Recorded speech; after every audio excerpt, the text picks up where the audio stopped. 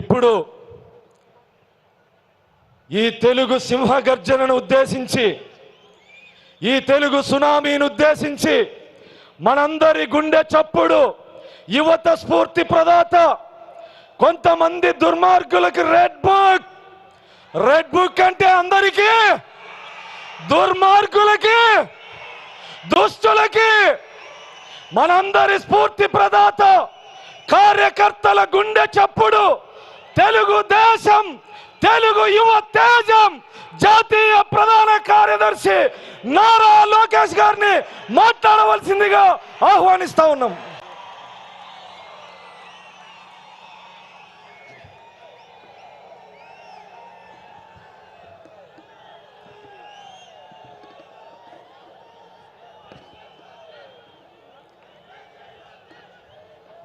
జై తెలుగుదేశం, జై తెలుగుదేశం.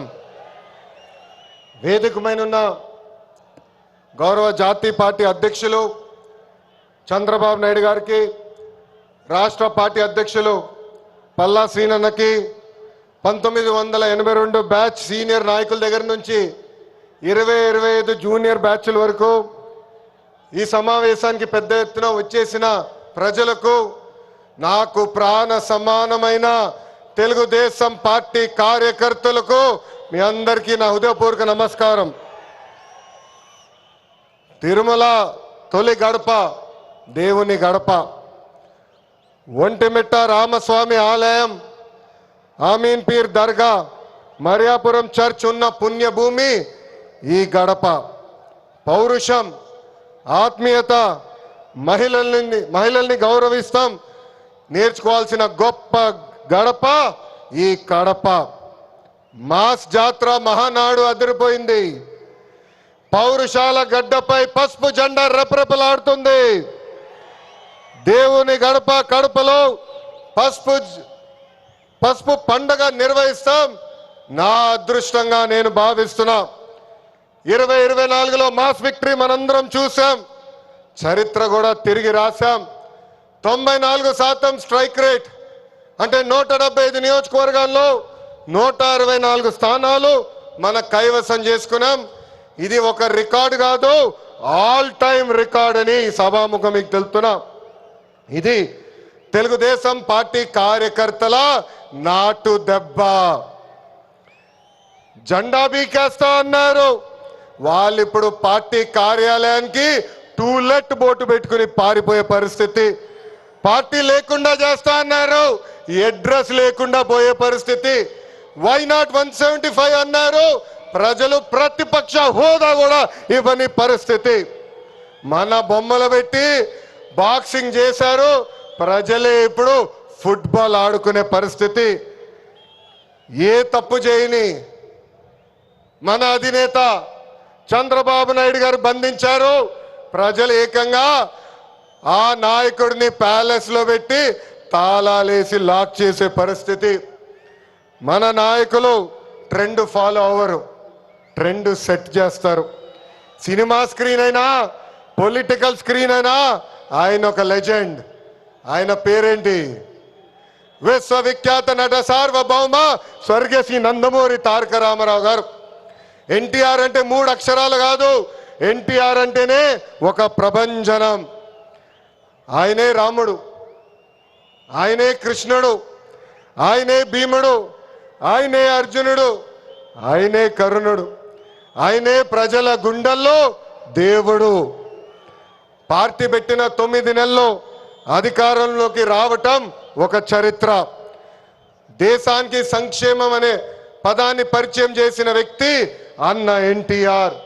2 రూపాయలకి కిలో బియ్యం, 50 రూపాయలకి హార్స్ పవర్ విద్యుత్, జంతా వస్త్రాలు, పక్కా ఇల్లు, గురుకుల పాఠశాలలు, మధ్యాహ్న భోజనం, ఇట్లా చెప్పుకుంటే రోజంతా పడుతుంది అన్న ఎన్టీఆర్ చేసిన సంక్షేమ కార్యక్రమాలు చెప్పేదానికి. సంక్షేమంలోనే అన్న ఎన్టీఆర్ ఒక బ్రాండ్. ఇంకా తెలుగువారు ప్రపంచం మొత్తంలో పెద్దపీట వేసింది మన బ్రాండ్ సిబిఎన్. సిబిఎన్ అంటే డెవలప్మెంట్, సిబిఎన్ అంటే సంక్షేమం, సిబిఎన్ అంటే మనందరి ధైర్యం. అప్పుడు ఐటీ, ఇప్పుడు ఏఐ, అప్పుడు హైటెక్ సిటీ, ఇప్పుడు క్వాంటమ్ వ్యాలీ, అప్పుడు సైబరాబాద్, ఇప్పుడు అమరావతి. చాలని 200 రూపాయల పెన్షన్ని 2000 రూపాయలు పెంచారు. ఇప్పుడు భారతదేశంలో ఏ రాష్ట్రం ఇవ్వని విధంగా 4000 రూపాయల పెన్షన్ మన చంద్రన్న అందిస్తున్నారు. అన్న క్యాంటీన్, డ్వాక్రా, దీపం, పేదల చిరునవ్వు మన నాయకుడు చంద్రబాబు నాయుడు గారు. మనకి ప్రతిపక్షం కొత్త కాదు, మనకి అధికారం కొత్త కాదు. 2019 నుంచి 24 వరకు విధ్వంస పాలన మనందరం చూసాం. ప్రశ్నిస్తే కేసులు, నా పైన కూడా 23 కేసులు పెట్టారు. పోరాడితే ఏకంగా అరెస్ట్ చేశారు. వేదిక మీద ఉన్న చాలా మంది నాయకుల్ని ఆనాడు అరెస్ట్ చేశారు. ఎన్ని ఇబ్బందులున్నా, ఎన్ని కేసులు పెట్టినా మనం ఆనాడు ఒకే డైలాగ్ చెప్పాం. ఏంటది? ఆ డైలాగ్ ఏంటి? తగ్గేదే లేదు.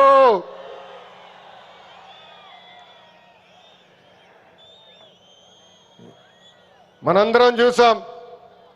ప్రత్యర్థులు దాడి చేసిన, తొడగొట్టి మీసం మిలేసిన అంజిరెడ్డి తాతనే మనందరికి దమ్ము.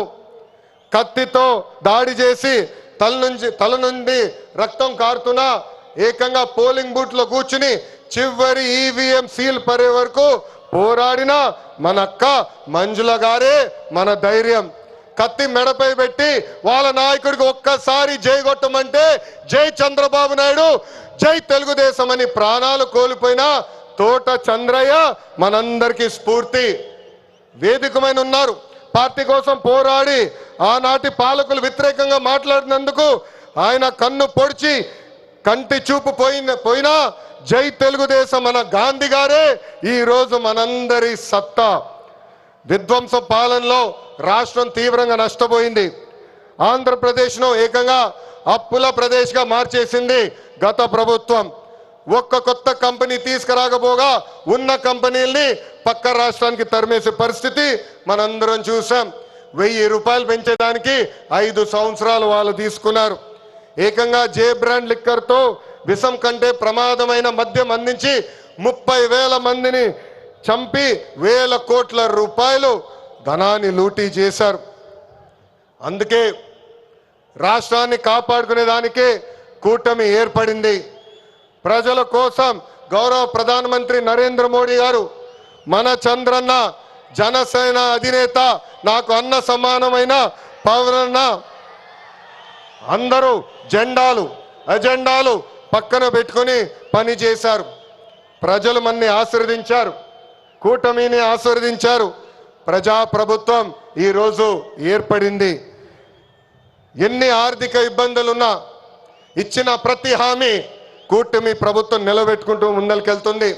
దేశంలో ఏ రాష్ట్రంలో ఇవ్వని విధంగా వృద్ధులకి 4,000 రూపాయలు, వికలాంగులకి 6,000 రూపాయలు, ఏకంగా బెడ్కి పరిమితం అవుతే 15,000 రూపాయలు ప్రతి నెల పెన్షన్ ఇచ్చి ఆదుకుంటుంది కూటమి ప్రభుత్వం. దీపం పథకం కింద ప్రతి ఏటా ఉచితంగా 3 గ్యాస్ సిలిండర్లు కూడా మన ప్రభుత్వం అందజేస్తుంది. ఇంకా అన్న క్యాంటీన్లు కూడా తిరిగి ప్రారంభించాం. ఇంకా జూన్ మాసంలోనే తల్లికి వందనం కూడా మన ప్రభుత్వం ఇవ్వబోతుంది. అన్నదాత సుఖీభవ త్వరలో అమలు చేస్తున్నాం. ఆగస్ట్ 15 నుంచి మా అక్క చెల్లెలు, పెద్దమ్మ, చిన్నమ్మలు ఆర్టీసీ బస్సులో ఉచితంగా కూడా ప్రయాణించే హక్కు మన ప్రభుత్వం కల్పించబోతుంది. ఇంకా 16,347 పోస్టులతో మెగా డిఎస్సి మనం ప్రకటించుకున్నాం. జూన్ మాసంలో ఎగ్జామ్స్ నిర్వహించి ఏకంగా వచ్చే అకాడమిక్ ఇయర్కి ఉపాధ్యాయుల్ని కూడా పొజిషన్ చేస్తాం. పోయిన ఎన్నికల్లో ప్రభుత్వ ఉద్యోగస్తులందరూ కూటమి ప్రభుత్వానికి సహకరించారు. ప్రతి నెల 1వ తారీఖు నాడు వాళ్ళ జీతాలు ప్రభుత్వం చెల్లిస్తుంది. వాళ్ళకి అనేక సమస్యలు ఉన్నాయి. ఆ సమస్యలన్నీ కూడా ఒక పద్ధతి ప్రకారం కూటమి ప్రభుత్వం పరిష్కరిస్తుందని ఈ సభాముఖం వాళ్ళందరికీ తెలుపుతున్నాం. అభివృద్ధి వికేంద్రీకరణ అనేది మన ఎజెండా. మిషన్ రాయలసీమ అన్నాడు నేను ప్రకటించా. ఆ మిషన్ రాయలసీమ అమలు చేసడానికి ఈరోజు మన ప్రభుత్వం పనిచేస్తుంది. రాయలసీమను ఒక automotive, electronics, renewable energy, horticulture హబ్గా తీర్చిదిద్దుతున్నాము. ప్రకాశం జిల్లాలో రిలయన్స్ సిబిజీ ప్లాంట్స్ ఏర్పాటు చేస్తున్నాం. ఉభయ గోదావరి జిల్లాలో పెద్ద ఎత్తున ఆక్వాని ప్రోత్సహిస్తున్నాం. ఏకంగా ఉత్తరాంధ్రలో ఐటీ, ఫార్మా, మెడికల్ ఎక్విప్మెంట్ తయారీ, ఏకంగా భారతదేశంలోనే అతిపెద్ద స్టీల్ ప్లాంట్ ఆసిలర్ మిత్తల్ ప్లాంట్ కూడా మనం తీసుకొస్తాం జరిగింది. గడిచిన 11 నెలల్లో 8.5 లక్షల కోట్ల విలువైన పెట్టుబడి, తద్వారా 6 లక్షల మందికి ఉద్యోగాలు కల్పించే దిశగా మన ప్రభుత్వం ఒప్పందాలు కుదుర్చుకుంది. ఇంకా తెలుగుదేశం పార్టీలో మా కార్యకర్తలే అధినేత. దేశంలో ఏ పార్టీ ఇవ్వని గౌరవం తెలుగుదేశం పార్టీ కార్యకర్తలకి ఇస్తుంది. దేశంలో ఏ పార్టీకి 1 కోటి మంది సభ్యులు లేరు. అదే మన పసుపు జెండా పవర్, అదే ఈ పసుపు సైన్యం పవర్. సభ్యత్వంలో కూడా ఎవరు మన రికార్డు బద్దలగొట్టే పరిస్థితుల్లో లేరు. ఈరోజు 5 లక్షల ప్రమాద బీమా అందిస్తున్నాం.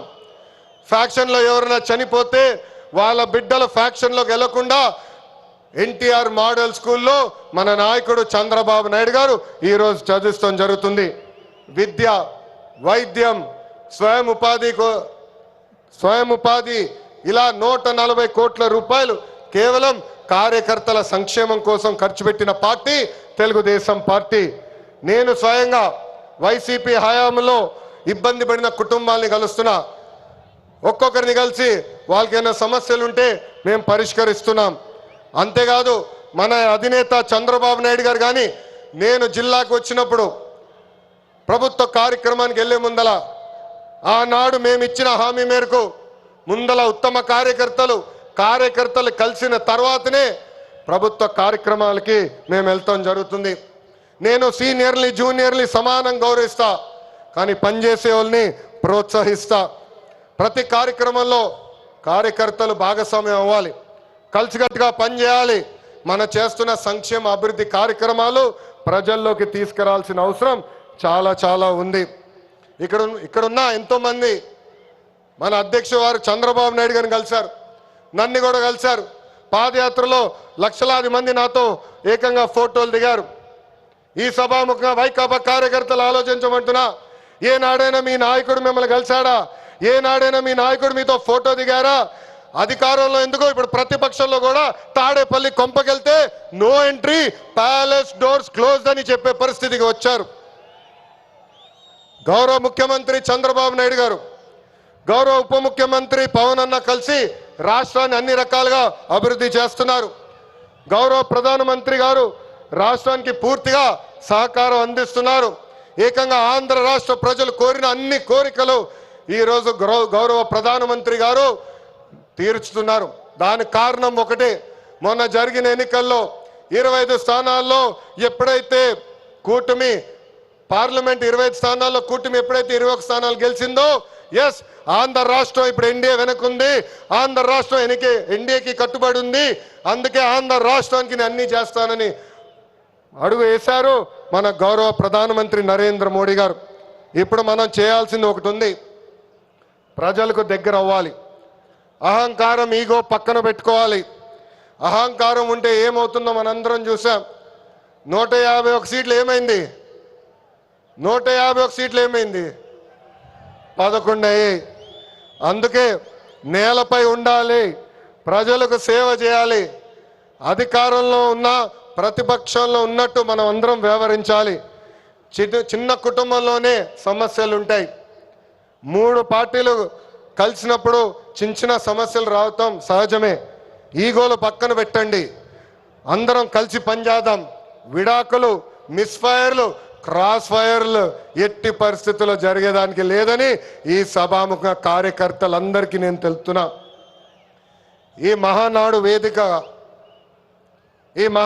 వేదికగా ఒక ముఖ్యమైన విషయం ఆంధ్ర రాష్ట్ర ప్రజలకి నేను చెప్పదలుచుకున్నా. ప్రభుత్వ కొనసాగింపు చాలా చాలా అవసరం. ఒక రాష్ట్రం అభివృద్ధి చెందాలంటే ప్రభుత్వం కొనసాగించాల్సిన అవసరం చాలా ముఖ్యం. 2014లో కట్టుబట్టలతో మన ప్రయాణం ప్రారంభించాం.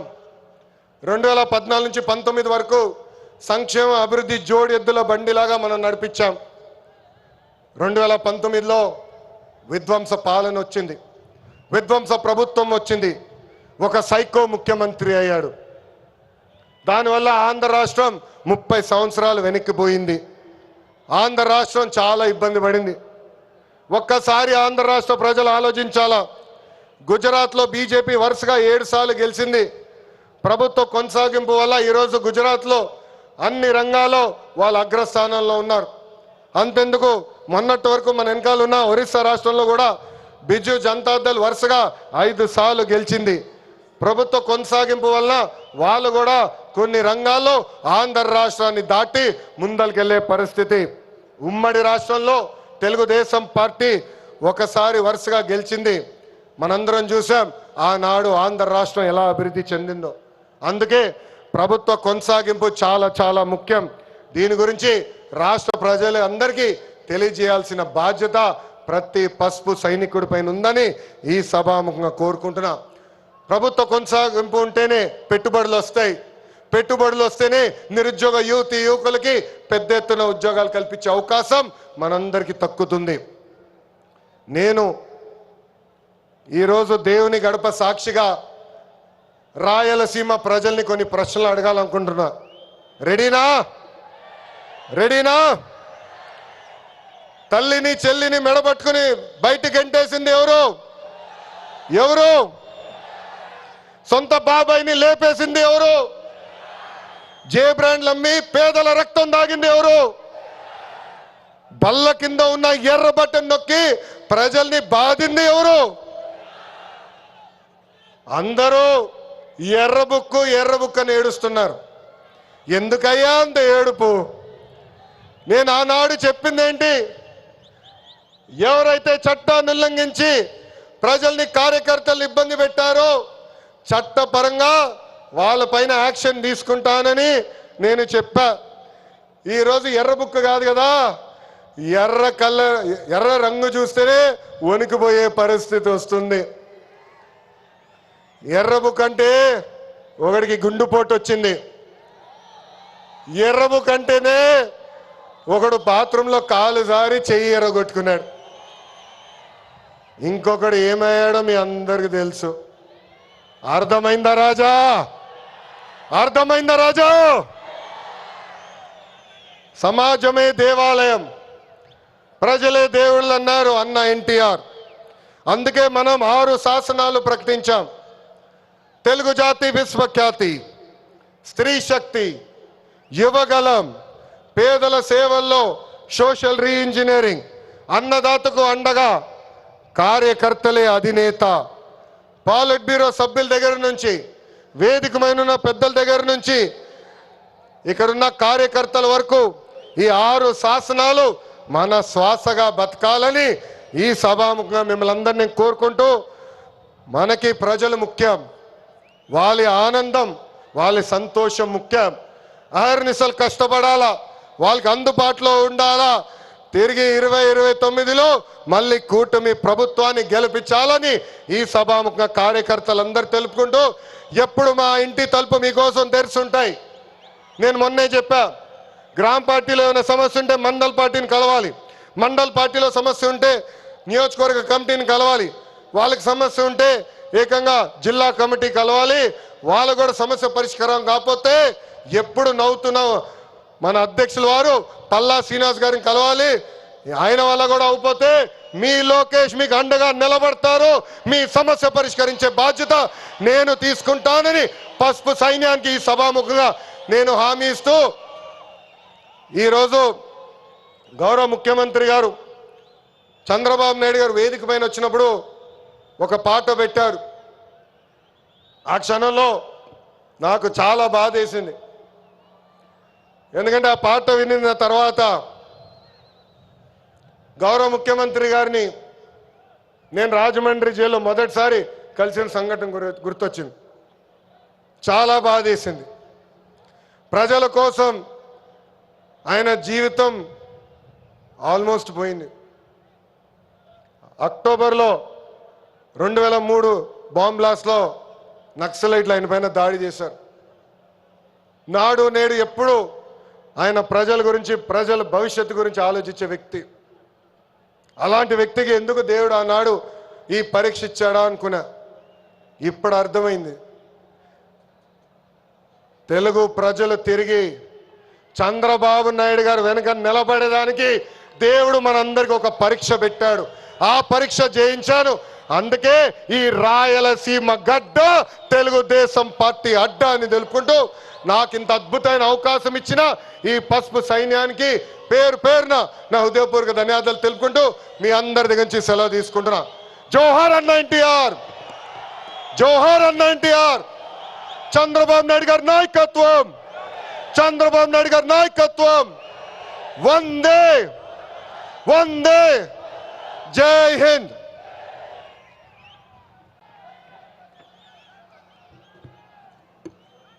ఇటీవలి